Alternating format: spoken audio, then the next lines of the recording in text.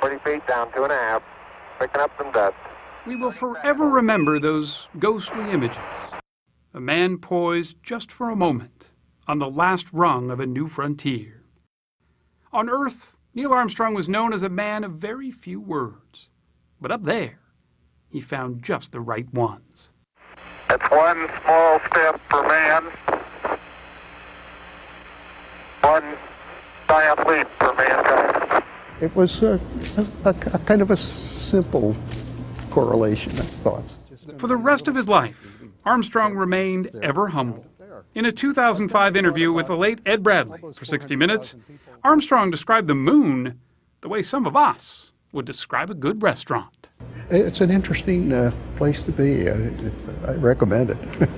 Born on a farm in western Ohio in 1930, Armstrong was flying planes before he could legally drive. A childhood wonderment, friends say, that he never lost. By age 21, he was a naval aviator, flying combat missions over Korea, 78 in all. He was a natural test pilot, flying an alphabet soup of all kinds of experimental aircraft, like the X-15 that he took to the edge of space. He could fly anything with wings, and probably those without, most figured. A perfect choice to take on the challenge set out by President John F. Kennedy. I believe that this nation should commit itself to achieving the goal before this decade is out of landing a man on the moon and returning him safely to the earth. That seemed close to impossible, but Armstrong was the right man with the right stuff, and soon became the envy of every kid in America. Confident, courageous, but never cocky.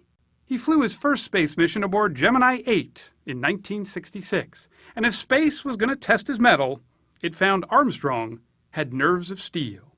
When his tiny capsule spun out of control, Armstrong righted it using a backup system and made an emergency landing in the Pacific. If he was nervous, no one could tell.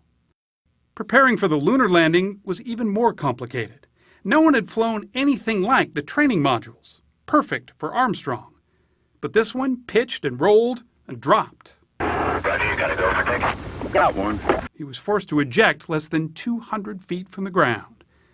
While there were a lot of trials, Armstrong made few errors. He was always thumbs-up positive. But on that July morning in 1969, he and his crewmates, Buzz Aldrin and Michael Collins, bore the weight of two worlds, ours and the one no human foot had touched. Yet. Armstrong had to pilot the lunar module to a soft touchdown, but the onboard guidance system went haywire, sending them off course. Roger, 1201 alarm. 1201 alarm. Stand time for go flight. Armstrong overrode it, and using nearly every drop of fuel, averted disaster again. Houston, Tranquility Base here. The Eagle has landed. The collective sigh of relief was loud enough to span the galaxies. Walter Cronkite's was the loudest. Boy. Okay, we're going to be busy for a minute.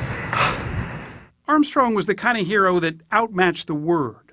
The mission he commanded was more than an achievement. Apollo 11 was a promise of things to come, a prospect that truly excited him.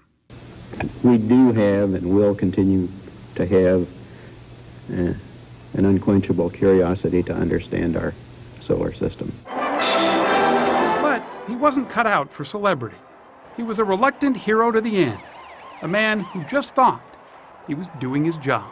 Friends and colleagues all of a sudden looked at us or treated us slightly differently than they had months or years before when we were working together. I never quite understood that. Landing on the moon may have defined America, but not Neil Armstrong. I guess we all like to be recognized not for one piece of fireworks, but for the ledger of our daily work. He never went back to the moon, never flew a mission again, in fact. Instead, he hung up his spacesuit and retreated to the quiet of a classroom, teaching engineering at the University of Cincinnati, and remained intensely private. The rare times he did speak out were to voice his disappointment that America had retreated from returning to the moon. And while he most likely marveled at Curiosity, NASA's most recent rover, by now he had hoped to see a man on Mars, not a machine. President Obama remembered Armstrong as not only a hero of his time, but of all time. His family, however, requested a remembrance a little less grand. The next time you take a walk outside on a clear night and see the moon smiling down at you, they said, think of Neil Armstrong and give him a wink. God bless you. Good night from Apollo 11.